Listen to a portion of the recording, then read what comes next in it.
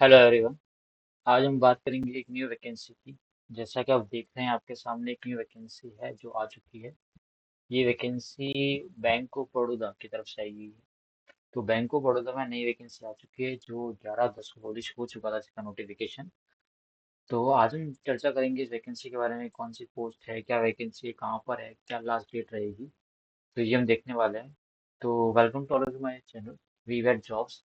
मेरा नाम महिपाल सिंह है और आप देख रहे हैं मुझे वीवेट यूट्यूब चैनल के ऊपर।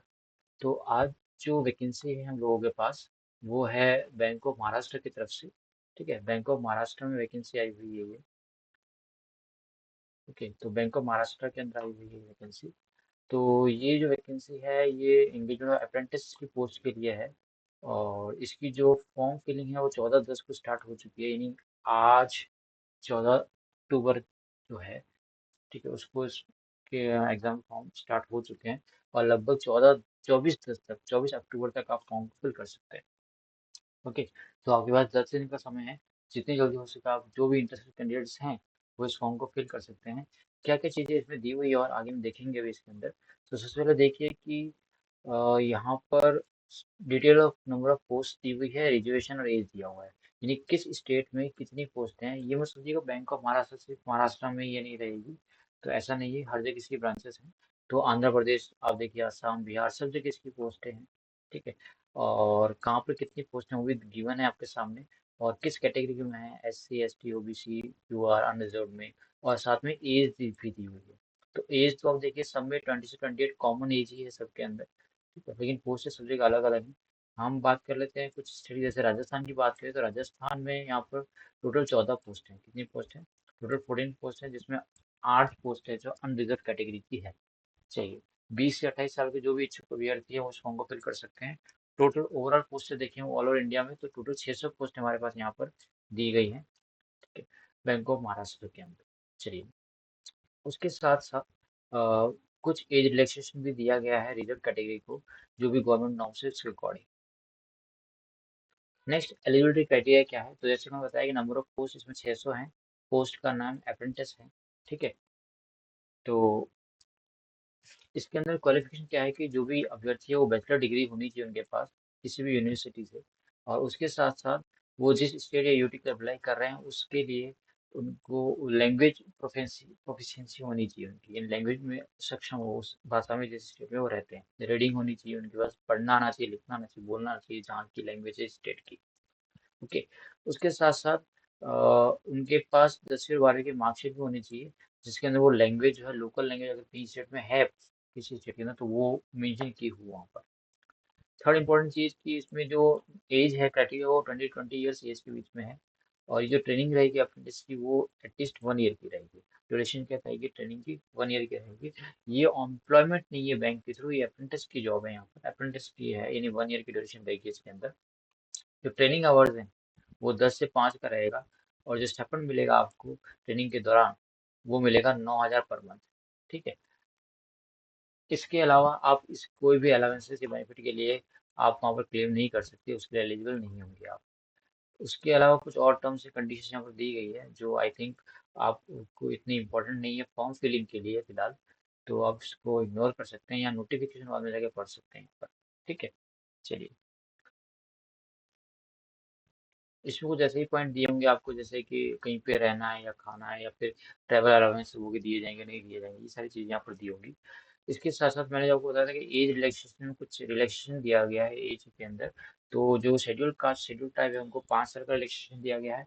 जो OBC है नॉन क्रीमिलियर उनको भी 3 साल का रिजर्वेशन दिया गया है।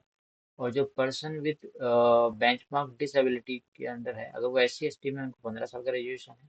OBC में 13 साल का, और UR EWS को 10 साल का आपको रिलैक्सेशन दिया गया है। चलिए, उसके बाद एक्स सर्विसमैन की बात कर लेते हैं हम। तो वहाँ पर जो भी एक्स सर्विसमैन हैं उन्होंने जो actual period of service rendered in the office plus 3 years. ठीक है, यानी जिन्होंने जितनी सर्विस कर रखी है और प्लस उससे 3 साल, या अप टू मैक्सिमम 50 साल की उनको छूट दी गई है, इतनी मैक्सिमम एज उनकी होनी चाहिए। ठीक है, और नेक्स्ट जो पर्सन अफेक्ट हुए 1994 राइट्स में, उनको 500 की छूट दी गई है। इसके अलावा कुछ वुमेन्स हैं जिनके लिए रिलैक्सेशन दिया गया है, जैसे अगर कोई वुमेन जनरल AWS की, उनको 35 ईयर्स रखी गई डिस्पेंसेशन। ओबीसी के लिए 38 रखेगी, SC ST के लिए 40 ईयर्स रखेगी। तो ये कुछ रेजुएशन है, हर फॉर्म में होते हैं, लगभग सेम क्राइटेरिया रहते हैं हर एक के। तो मैंने पहले भी डिस्कस कर चुका हूँ। तो आप एक बार समझ में नहीं आया तो मुझे दोबारा एक बार कमेंट कर सकते हैं, ओके, तो मैं आपको एक्सप्लेन कर दूँ किसी पॉइंट को। चलिए, उसके बाद ये जो एलिजिबिलिटी क्राइटेरिया है, उसकी जो अदर डिटेल्स है, उसकी जो कट ऑफ डेट है वो 30/6/2024 को मानी जाएगी, यानी जो भी डॉक्यूमेंटेशन है वो 30/6/2024 का क्वालिफिकेशन पूरी आपके पास होनी चाहिए। उसके बाद इम्पोर्टेंट चीज़ और यहाँ पर हमारे सामने ये आ रही है कि हम देखते हैं इसके अंदर हम लोगों ने एज डिस्कस कर ली है, और क्या सिलेक्शन प्रोसीजर रहेगा ये हम देख लेते हैं। ठीक है, तो जो भी कैंडिडेट्स हैं उनको रजिस्टर करना पड़ेगा ऑनलाइन एप्लीकेशन के लिए, ऑनलाइन फॉर्म फिलिंग होगी। ठीक है, जिनके 12th के परसेंटेज या डिप्लोमा के बेस पे। ठीक है, उनके बाद उनको एक मेरिट लिस्ट निकालेंगे अप्रेंटिस पोस्ट के लिए, जो स्टेट वाइज निकलेगी। ठीक है, याद रखिएगा इस बात को। जो परसेंटेज और मार्क्स के बेस पे रहेगी, जो 12th स्टैंडर्ड में परसेंटेज और मार्क्स है उनके बेस पे ये रहेगी।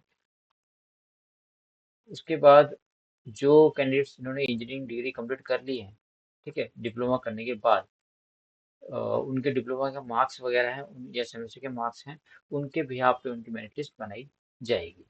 चलिए, ये दो इम्पोर्टेंट पॉइंट यहाँ पर थे हमारे सामने। और इसके बाद जो भी आपको फॉर्म वगैरह फिल करेंगे आप, ठीक है, ये जो फाइनल सेलेक्टेड कैंडिडेट्स हैं उनको एप्लीकेशन है इस साइट पे फिल करनी पड़ेगी, तो ये दी हुई है https://nets.education.gov.in। ठीक है, यहाँ पर इनको पहले रजिस्टर करना पड़ेगा इस पोर्टल पे, और यहाँ पर फिर अपने कैंडिडेट एप्लीकेशन है वो सबमिट करना पड़ेगा।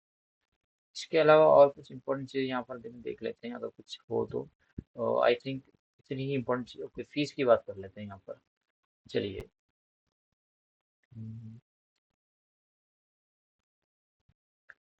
ओके, फीस की बात कर लेते हैं। जो यहाँ पर है, जो UR EWS OBC है उनके लिए 150 प्लस GST है, SC ST के लिए 100 प्लस GST है, और PWBD के लिए एग्जाम्प्टेड कोई फीस नहीं यहाँ पर नहीं रखी गई है। फॉर्म की जो फीस है वो मैंने आपको बता दी है यहाँ पर। जो लास्ट डेट है वो 14/10 तक आप फॉर्म को फिल कर सकते हैं। ये अप्रेंटिस की पोस्ट के लिए फॉर्म फिल हो रहे हैं, ध्यान रखिएगा। ठीक है, एक इंपॉर्टेंट चीज़ की जो प्रिंट आउट है वो आपको बैंक को सेंड नहीं करना है, इस बात का आप ध्यान रखिएगा। चलिए, तो ये जो इम्पोर्टेंट पॉइंट्स हम लोगों ने यहाँ डिस्कस कर लिए हैं। बाकी आप फॉर्म अगर किसी शॉप से भरेंगे तो जो भी होगा फोटो वोटो वो तो आपको वहाँ आराम से चीज़ें मिल ही जाएंगी। जो मेन चीज़ें थी वो हमने यहाँ डिस्कस कर ली हैं। और कुछ छूट ना गया एक बार मैं चेक कर लेता हूँ आपके सामने यहाँ पर। ओके, कुछ डॉक्यूमेंट्स आपको रेडी रखने पड़ेंगे उस टाइम पे, एंगेजमेंट के टाइम पे। वो ये है कि आपके पास एक प्रिंट आउट होना चाहिए किसका, ऑनलाइन एप्लीकेशन फॉर्म का, पहली चीज़। दूसरी चीज़, आपके पास डेट ऑफ बर्थ का प्रूफ, यानी कि आपका 10th की मार्कशीट होनी चाहिए आपके पास। उसके अलावा आपके पास आधार कार्ड वगैरह कुछ एक लाइफ ID होनी चाहिए। उसके बाद आपको जो 12th की मार्कशीट्स हैं या डिप्लोमा की मार्कशीट्स हैं वो आपके पास ईजिली अवेलेबल होनी चाहिए। अगर आप किसी पर्टिकुलर रिजर्व कैटेगरी से हैं तो आपके पास वो EWS या OBC सर्टिफिकेट वगैरह या कास्ट सर्टिफिकेट वगैरह आपके पास होना चाहिए। अगर एस सर्विस मैन है तो आपके पास एक सर्विस या डिस्चार्ज की कॉपी होनी चाहिए। तो ये सारी चीज़ें आपको वहाँ पर रखनी है अपने पास में इंटरव्यू के टाइम। ओके, जो मेरिट लिस्ट निकलेगी उसके बाद। चलिए, तो ये सारी चीज़ें मैंने आपको बता दी यहाँ पर। एग्ज़ाम की डेट या कुछ भी यहाँ पर आई थिंक मैंने अभी दिखा नहीं है मुझे। तो जो भी कुछ होगा वो साइट पे आपको इजीली मिल जाएगा। साइट यहाँ पर दे रखी है इन्होंने, BankofMaharashtra.in। ओके, ये है, यहाँ पर आप टाइम से तो टाइम जाके आप जो भी चीज़ें वो मेंशन देख सकते हैं, न्यू जो भी यहाँ पर चेंजमेंट होगा। तो लास्ट डेट याद रखनी है 24 अक्टूबर 2024 है। तो आई होप आपको ये वीडियो पसंद आया होगा। और अगर वीडियो पसंद आया है तो जो भी आपके कंसर्न फ्रेंड्स वगैरह हैं उनको आप शेयर कर सकते हैं वीडियो, और दोस्तों के साथ आगे बता सकते हैं उनको कि यहाँ पे एक बैंक ऑफ महाराष्ट्र में अपने की पोस्ट आई हुई है। चलिए, thank you and have a nice day. मिलते हैं नेक्स्ट वीडियो में, जब तक आप अच्छे से तैयारी करिए। और भी न्यू नोटिफिकेशन के लिए चैनल को सब्सक्राइब कर सकते हैं, और जो भी नए नए वीडियोस हैं वो आपको यहाँ पर इजीली मिलते रहेंगे। Thank you.